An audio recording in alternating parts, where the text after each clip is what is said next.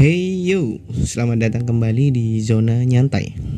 Seperti biasa, berdoa dulu. Semoga kalian selalu sehat walafiat dan semoga dilancarkan rezekinya. Untuk yang baru datang, jangan lupa subscribe channel ini, like juga jika kalian suka dengan videonya, dan silakan berkomentar bebas asal sopan.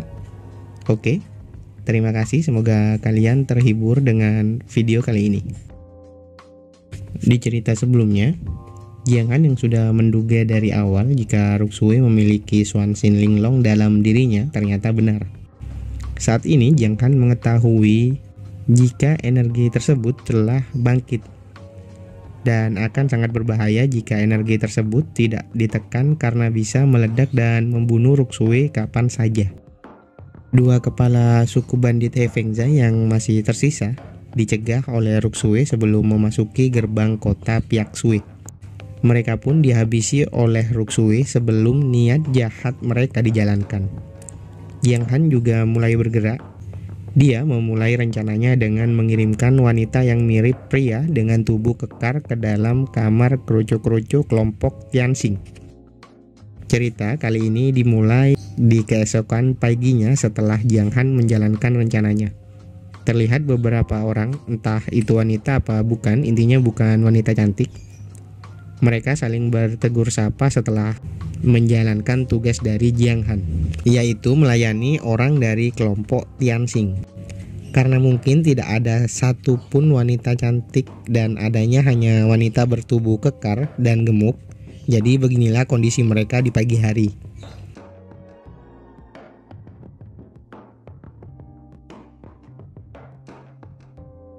Salah seorang kelompok Tianxing, admin sebut saja si gendut, berkata, tampaknya negosiasi gagal. Sikap dari keluarga Yan sangat berbeda dari sebelumnya. Mungkinkah menantu itu yang merencanakan semua ini? Jiang Han yang sedari tadi menunggu di luar pintu berkata, setiap orang Tianxing adalah tamuku.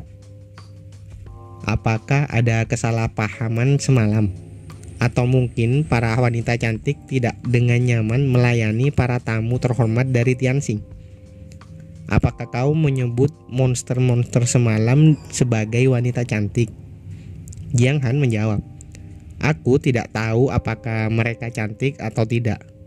Tapi karena kau tidak puas, aku akan mengirimkannya nanti malam orang yang 10 kali lebih cantik dari sebelumnya. Si rambut biru menyela pembicaraan dan berkata, tidak perlu. Keluarga Yan masih membutuhkan bantuan dari kelompok Tianxing. Apa kau berani macam-macam dengan kami? Orang tersebut mengancam Jiang Han dengan cara akan pergi dari mansion keluarga Yan agar kerjasama tidak terjadi dan Jiang Han disalahkan atas semua masalah yang terjadi. Namun karena yang diancam Jiang Han, dia langsung mengatakan kepada semua pelayan untuk membantu semua orang Tianxing memindahkan dan mengeluarkan barang-barangnya keluar dari mansion. Lalu, barang serta orang-orang Tianxing langsung dilempar keluar dari rumah keluarga Yan. Di sini, Qime sempat bertanya pada Jiang Han kenapa mereka tidak melawan saat diusir seperti itu. Dan mereka terlihat lemas, tidak bertenaga seperti biasanya. Sambil sedikit menggoda, Jiang Han berbisik, apakah kau ingin aku ajari? Aku akan memberikan kesempatan untuk mengosongkan stok punyaku. Nah lo, gimana itu? Yang gak paham diam aja, gak usah tanya temennya ya. Dan buat yang paham, ya diem juga aja, gak usah koar-koar. Dengan wajah sedikit memerah, Qime mengatakan agar Jiang Han santai saja gitu. Tidak usah terburu-buru, toh dia kan juga sudah menjadi milik Jiang Han. Qime mau melihat terlebih dahulu bagaimana Jiang Han menghadapi Zhou Tian, ketua kelompok Tianxing. Jiang Han pun menjawab, jangan khawatir. Kau siap-siap saja melayaniku sampai stok punyaku benar-benar kosong. Tapi masalah sebenarnya adalah membunuh Zhou Tian dan mencegah Landan menemukan bukti untuk menjatuhkan keluarga Yan. Di tempat lain, terlihat 3 orang yang sedang berdiskusi. Mereka adalah Landan, Zanggu, dan Linchan. Mereka bertiga telah mengetahui apa yang terjadi hari ini. Landan sangat marah mengetahui Jiang Han masih hidup. Dia menyalahkan Zanggu yang gagal membunuh Jiang Han. Dia juga mengatakan, jika keluarga Yan berani mengusir Zhou Tian, maka ini kesempatan kita. Meski mungkin Jiang Han sudah mengetahui dan mempersiapkan rencana lain, tetapi mereka tetap harus mempersiapkan beberapa persiapan. Tidak peduli siapa yang paling kuat, selama kita punya banyak rencana, kita tidak akan terkalahkan. Di sisi lain, di dalam goa terlihat seseorang yang sedang duduk di depan api unggun. Lalu salah seorang prajurit datang dan menyampaikan bahwa Zhao Tong telah tewas, bahkan mayatnya tidak ditemukan. Dan itu semua dilakukan oleh Jiang Han. Orang berambut pirang tersebut adalah Zhou Tian. Dia marah mendengar keponakannya telah tewas. Kemudian, dia memberikan sebotol penuh pil spirit yang kegunaannya untuk mempercepat pemulihan basis kultivasi kepada semua anggota Tianxing. Dia juga mengatakan untuk bersiap karena dalam 3 hari ke depan dirinya dan seluruh pasukan akan menyerang keluarga Yan dan membunuh Jiang Han. Dengan marah dan penuh dendam, Zhou Tian berkata, "Jiang Han, karena kau telah berani membunuh keponakanku, maka aku akan mengambil nyawa seluruh keluarga Yan sebagai bayarannya." Cerita berganti sehari setelah kerucu-kerucu Tianxing diusir dari rumah keluarga Yan. Di tempat latihan terlihat Jiang Han yang berlatih menghindari beberapa rintangan. Hal itu dilakukan untuk persiapan melawan Zhou Tian dan Landan. Kini Jiang Han telah berhasil menerobos ke master tahap kedua. Tapi aku masih belum tahu bagaimana pertarungan sebenarnya yang akan terjadi nanti. Beberapa orang masih berada di desa Heifengzai, dan kekuatan tempur di kota Pekshue masihlah belum siap untuk sekarang. Kemudian, di saat yang bersamaan, seseorang menepuk pundak Jiang Han. Dan Jiang Han terkejut dengan kehadiran orang tersebut.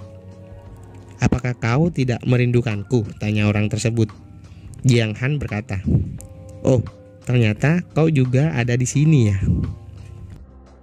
Sementara itu, waktu sudah hampir habis.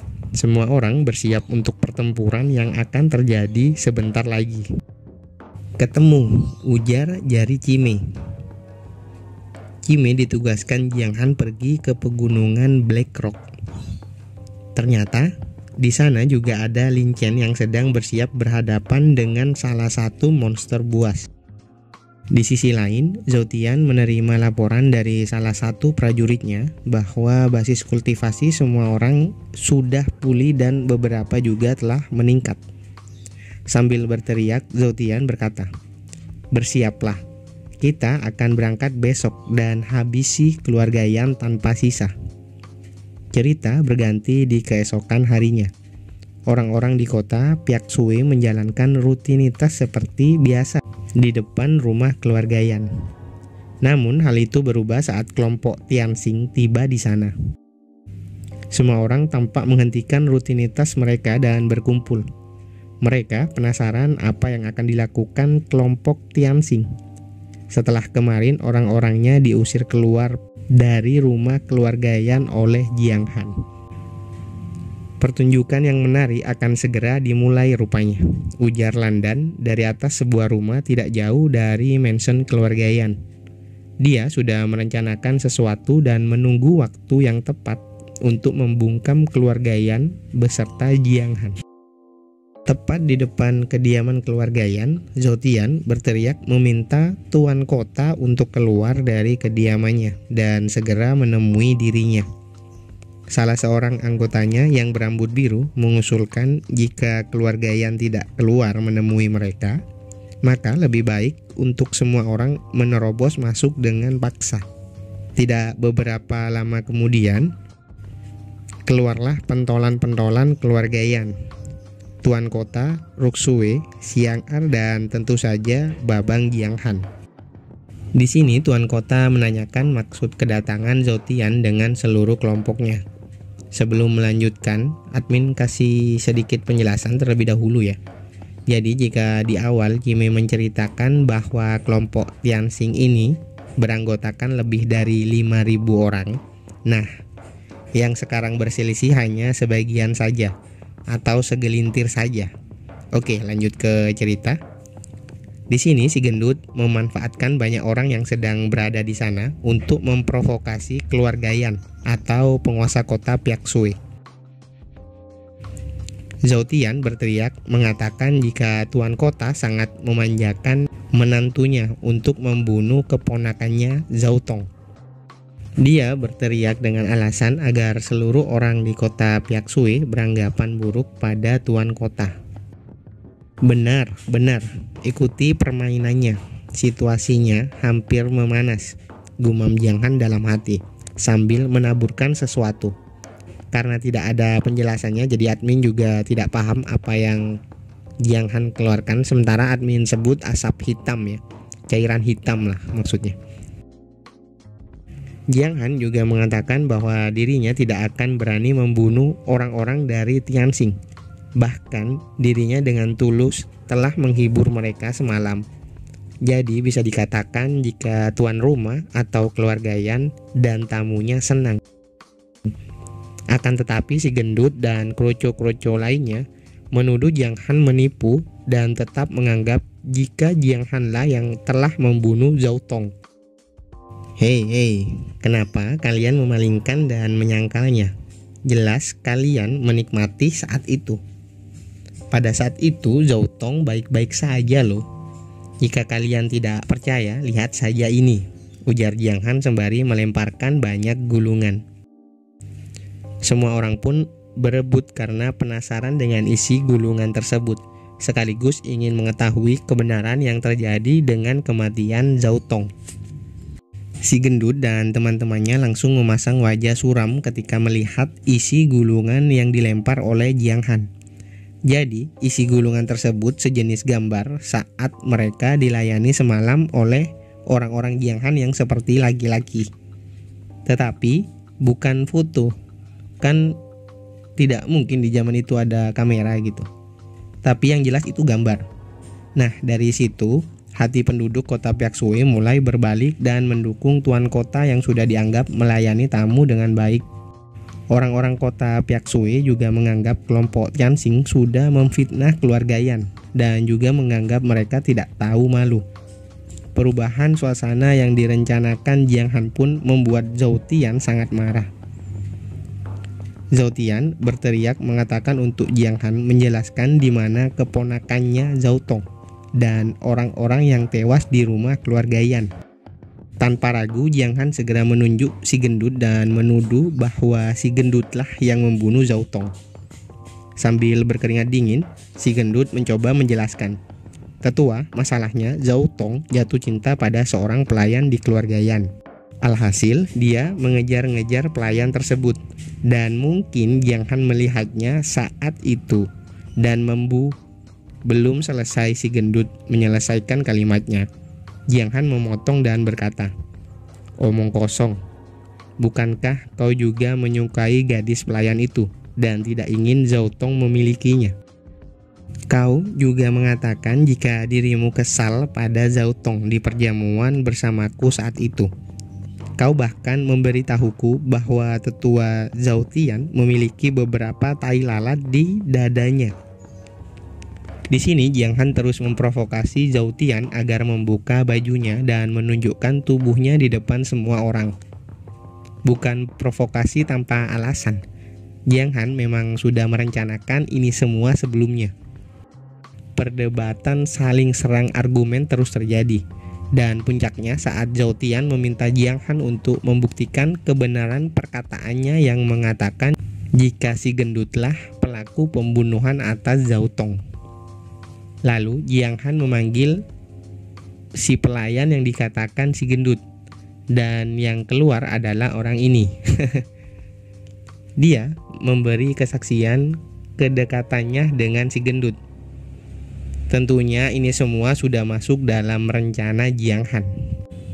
Merasa dirinya difitnah dan dihina di depan banyak orang, si gendut mencoba menyerang Jiang Han.